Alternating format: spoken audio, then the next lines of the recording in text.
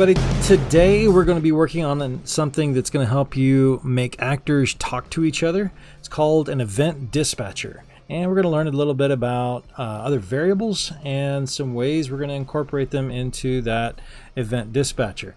So let me show you kind of what we're going to be getting into.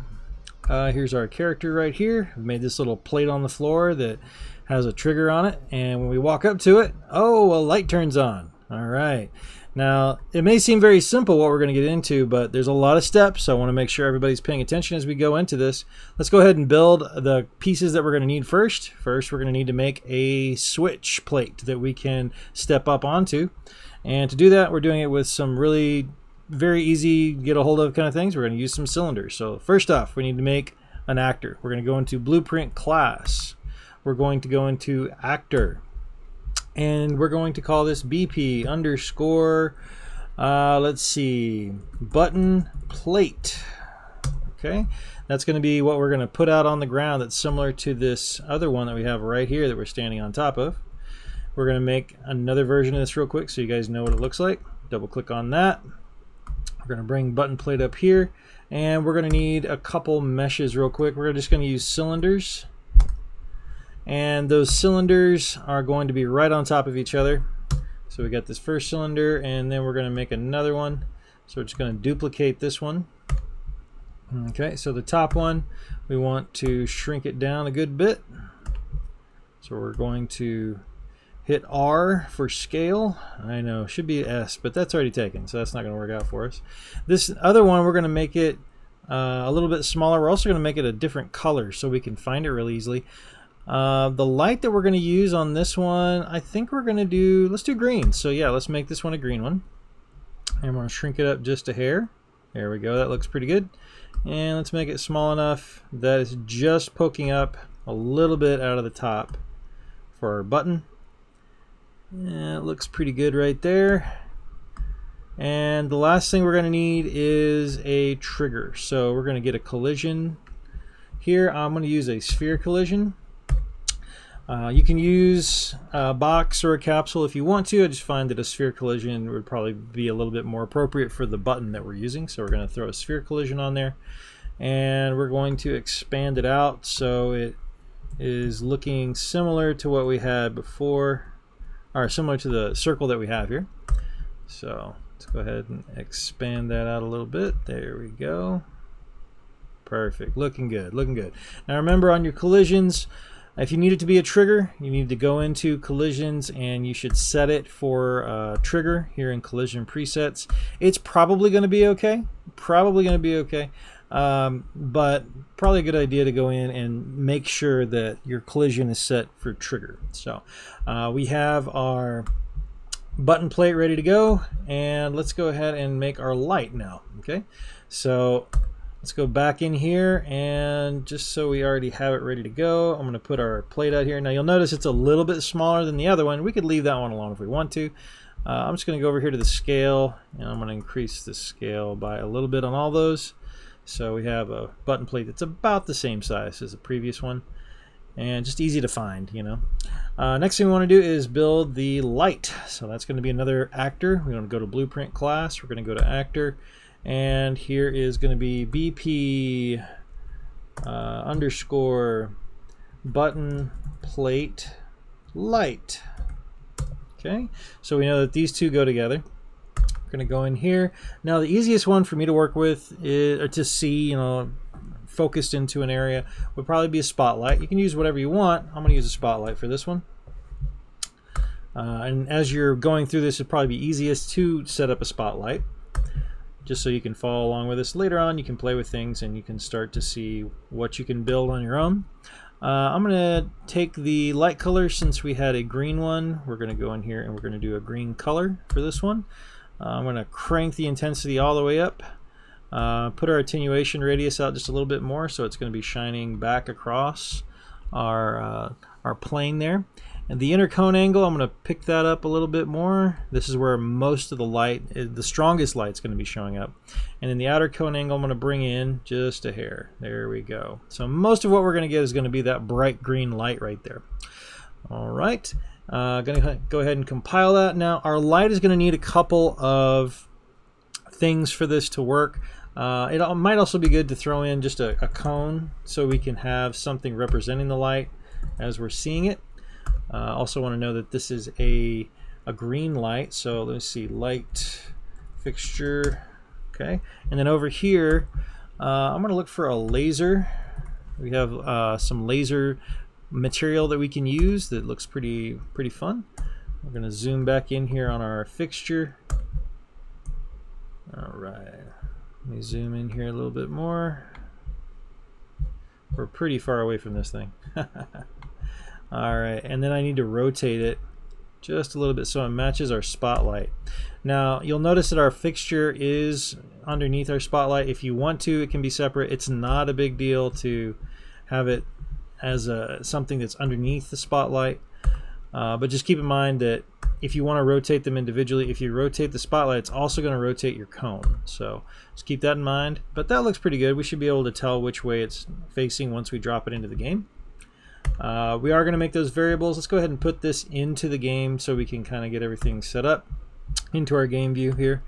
And there we are. There's our nice big light, and we can see where it's shining. So I'm going to go ahead and pull it up nice and high and rotate it down.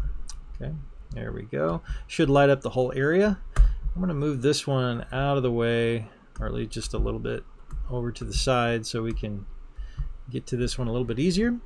All right, so here's our light. We can see everything looks pretty good there. Let's go back into our button plate light, and we're going to start building some different pieces to this. So first thing we're going to need, we are going to turn this light on and off, right? It's going to be off initially, so we're going to need to turn it on. We're going to throw in a variable. Right here we have variable section that's in your My Blueprint section here on the left side.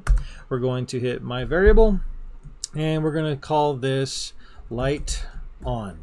Okay, and that one's pretty easy. You can see over here it is set as a Boolean in the details. The variable name is light on. Everything's looking pretty good. If you want to give it a starting value, you hit compile, and then the default value, or starting values, initialization value, whichever way you'd like to look at that. The default value is set for false currently. We're going to play with that a little bit, okay? And we'll do that in here in just a second. We're going to need one more variable, and this is going to be something that we're going to use to kind of keep track of what switch is associated with this light, okay? And one of these things we're going to be using with the Event Dispatcher. So we're going to hit plus on the variable again, and this time we're going to make a different type of variable, one you probably haven't seen before. This one's going to be an actor reference or an object reference, okay? So this one is going to be called button pressed, okay? And we want to go over here and we're going to make a reference to our button plate, okay? So we go in here, we're going to start typing BP underscore button plate, okay? There's our button plate right there.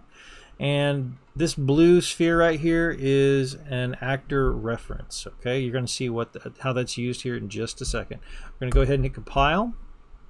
We're not going to be able to set a default on this just yet, but we are going to do that pretty soon. One thing we're going to need to be able to do is we want to be able to see light on and button pressed in our game view. We want to be able to see them here.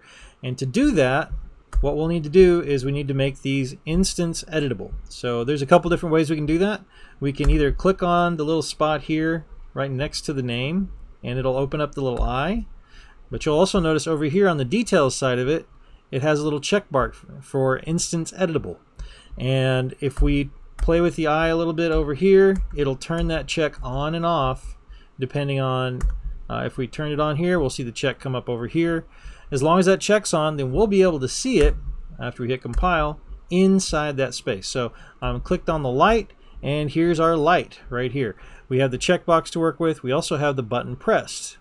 So this checkbox right now, it doesn't really do anything. We haven't hooked it up to anything. But the button pressed, we can work on that. So, like I said, this is an object reference, an actor reference. And we're going to select which actor this light is going to be connected to right now. We're going to use the eyedropper tool, and we're going to click on that, and then we go out here and we're going to select that button plate. So now you'll notice the button pressed is connected to the button plate. Okay, that means that the reference or the event dispatcher that this plate is going to have, that we're going to build, is going to be directly linked to that light. Okay, so we're doing pretty good so far. Let's go ahead and move on. Let's go to our light, back to our light, and what we're going to do is go into our construction script, and we want to be able to turn this light on and off from the game view, so we can see what it looks like, how it's facing. This is something you might want to be able to do as you're building your level. So first thing we're going to do is from the construction script, this is in the BP button plate light. Okay, we're in the construction script right here. We're going to drag off of this, and we're going to do a branch. Okay, that branch is an if then true false kind of setup. If it has this, then we're going to do this. If it has this, we're going to do this. So if it's true, we're going to go in one direction. If it's false, we're going to go in another. And surprisingly, we're going to use light on for this. Okay, so we're going to drag off a light on. We're going to get or set. Since we want to have the value that we're getting from the game overview, we're just going to use the get, and we're going to branch off to here, and we're going to set the visibility of that light depending on if we've checked that box or not in the game view. So to do that, we need to highlight our spotlight, and then we can click here and say set visibility, and we get that right there. There's set visibility for our spotlight. Already made the reference to it, which is nice and handy. We're going to connect up the pins here, our execution pins. I'm going to drag this reference to this spotlight here in the middle because we're going to use it for the other side too. Set new visibility right there. We're going to check that to say yes, we want this to be visible, and then we're going to do a little copy paste for set visible, and we're going to drag this down here. On this one, we don't want it to be visible, so we're going to uncheck it. We're going to connect this pin up here, so it'll go, if it's false, it'll turn it off, and then we want to make sure that that spotlight is the reference that we're working with there. Okay. Now, construction scripts work before the game actually is available to play. Like while it's loading, and you're waiting maybe at a loading screen or something like that, it's running through all the construction scripts. It's trying to make sure everything's initialized and ready to go. So if we go back and we look at this now, it's off. Okay, we can see back in our game view, this is off. And if we go to light on, hey, our construction script is reading this, and it's turning it on and off. Okay, so we know things are working. We're in good shape now. It's paying attention. I'm going to go ahead and turn that off now. And what we want to do now is go to our button plate. Now we're back here on our button plate. Okay, this is the thing that's going to actuate the light to turn on. And keep in mind, these are two separate actors. They are not in the same blueprint event graph space. They are interacting through what we're going to call, or what we call, an event dispatcher. Okay. Now you'll notice if you follow my mouse, I'm circling around here and right down here, right underneath my blueprint, we have event dispatcher. So we're going to make an event dispatcher. We just click on the little plus there next to the event dispatcher in the little yellow box, and we're going to call this button pressed. Okay. Now you might notice that we also have one over here called button pressed. Okay. This shouldn't really cause a problem for us, but let's change it just in case. And you can. This is not a permanent kind of thing. We can go in here and we can say instead of button pressed, we can say plate pressed. Okay, since this is on our button plate. Okay, so once I do that and I hit enter, it switches the name right here too. So don't worry, just because you put it in the first time and you thought, well, I might need to change that name. Everything's changeable. Everything's mutable. You can always work on it to make it something different. Okay. All right. Now, one thing we're going to need here is a little bit of code. Okay. Now, we're going to expand on this event dispatcher in a little bit, but we're going to go into our event graph now. And the event graph, we're not really going to use a lot of this stuff. A lot of times we don't use those things that they leave for us. We will, obviously, but not right now. And other recipes, other things we're going to be working on. So first off, we're going to make this event dispatcher broadcast. We're going to have it call out once the player character walks on to that switch. So we're going to click on the sphere, and we want to highlight that so we can get our context sensitive menu to pull up begin overlap. All right, and some of you probably knew where we were headed here. On component begin overlap, we want to make sure we're casting to the first person character because that's what we're using currently. So we will go to the first person character there. We want to make sure that the other actor is the first person character. So we're going to drag that from the trigger over. And we're just doing this so we can make sure that only the player character turns on this light. We don't want anybody else turning on the light. Later on, of course, it might be fun to do that. But for now, we're just going to do this. Okay, so from here, we're going to do call. Let's see, the name of our thing is plate pressed. The name of our event dispatcher is plate pressed. So at this point, as soon as we step on that plate, it's going to send that call out. Okay, so effectively, we don't really have anything else to do with this one now. We're good. We don't need to add any inputs at this point. We're not doing anything other than once you step on the plate, the light turns on. Okay, now we're going to go over to our light, and we are going to use event begin play on here. So we're going to get rid of the tick and the event begin overlap, and we're just going to work with event begin play. Okay, so from here, it's just listening for that event dispatcher to call out. We're going to have an event listener here. In this case, we're going to bind an event here. So what we want to do is click on button pressed. In fact, we're going to bring button pressed in because we need a reference to the button or plate or whatever this is associated with, so we can get the event dispatcher. So we're going to do bind event, and that is going to be bound to BP. Let's see, actually the event was called, what was the event called? It's called plate pressed. Okay, so let's go back over there, and we're going to do bind event plate pressed. There we are, right there, bind event to plate pressed.